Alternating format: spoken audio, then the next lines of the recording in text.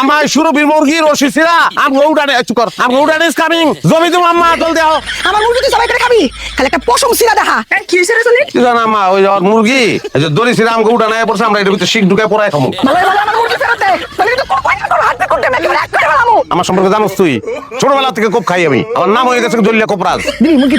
দিবি নাকি আমি কিন্তু আমার কিন্তু সহ্য হইতাছে না আচ্ছা পাবি মুরগি পাবি অন্য রূপে পাবি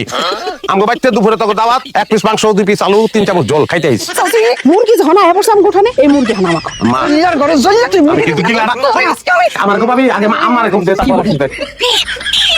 এমনি দিয়ে দিছি দয়া করে টাচ করলে তো কবি নারী নির্যাতন লিখে দিয়ে দিছি যা